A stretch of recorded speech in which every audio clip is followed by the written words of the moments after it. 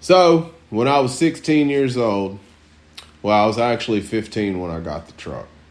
I got my first Z71.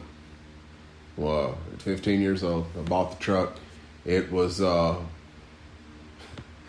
it was in decent shape. It did not have reverse. It did not have brakes, but it didn't have rust. Well, that's the important part. That's right? Always an important part. That's what I thought back then, anyway.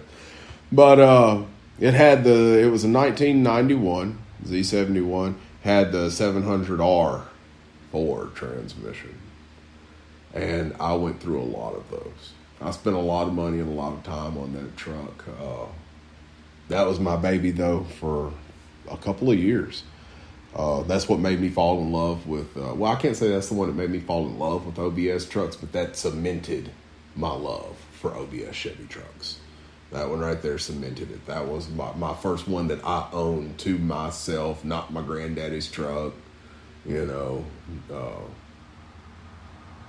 somebody in my family's truck. Mm-hmm. It was my truck, That cemented my love with the OBS Chevy trucks. But that truck, the 700R Ford transmission, I learned a very, very valuable lesson 13 transmissions later. Lucky 13, huh? Right. That was one of the 13th one. Lucky 13. It made me go, fuck it, I'm getting rid of that truck. The detent cables, the shift cables on a 700R Ford transmission have to be set just right. There's really only one person that I know, two people, really, but that I trust to set one. I don't even set them myself. I've been working on trucks and cars my entire life, and I don't set them to this day. I'm not setting a shift cable on the 700R Ford transmission. If they're off any more by like than 1/8 of an inch, I mean you'll burn the transmission up. But I went through 13 transmissions in that truck. The junkyards were tired of seeing me. I was putting used transmissions in them. I was not having transmission rebuilt. The junkyards, put a 30-day warranty on it. That I cannot tell you. There was probably 5 or 6. At least half of them I got under warranty. Well, that's good. Because they were, just burning up before I, you put transmission in there, drive it for a week, gone, Mm-hmm. I was just constantly under the truck changing transmissions. I got very good at changing 700R transmissions. But we went through. I bet you were picking up speed too by the end of it. Oh yeah. It wasn't nothing, by the end of it. But the last one, the next to the last one I put in it. The next to the last one, not number 12. Number 12 is the time that the radiator blew up in my face. Mm-hmm. That was not a good day. We're driving down the road. Me and my buddy Jacob, and my little sister, she was in the truck too. Driving around enjoying ourselves. I done got a transmission in it. Had done finally found one of the guys that I trust to this day to set a shift cable. And it was set right. And I mean, she's shifting perfect. Been driving it around for a couple of weeks at this point. And all of a sudden, we're driving down the back roads one day, and it just started dropping gears. And I'm going, what the heck, man? And I look down at the gauges, and the can't think. Heat. The heat. Mm-hmm. The heat gauge. Temperature gauge. There you go. That one right there. Yeah, couldn't think.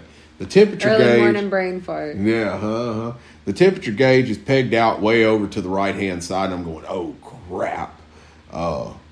That's the reason I'm losing gears. The engine's overheating, and the transmission is cooled off the radiator. So, I mean, those 700Rs are very bad. It sounds crazy that you can burn your transmission up by your truck engine, your engine overheating.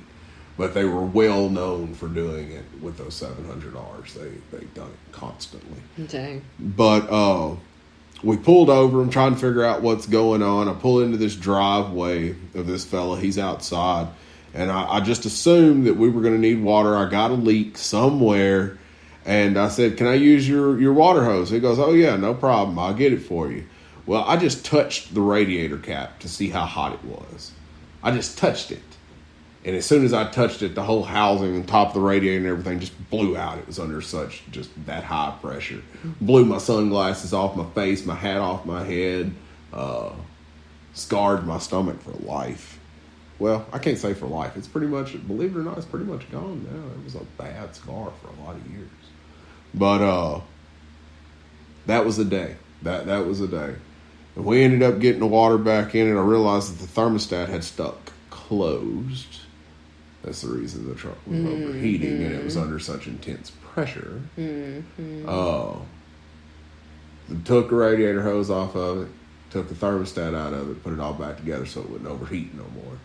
And then me and Jacob was going to drive it all the way back to Covington, down here to the shop. And we get in the truck, and we make that drive all the way back. Now, dude, that was a miserable drive. By the time we got over here on Lee's Chapel, we're like 4 miles, 5 miles from where we have to go. And we lose everything but first gear. Oh, dang. And we made the rest of that ride in first gear, doing 15 miles an hour down the road. Just, blah!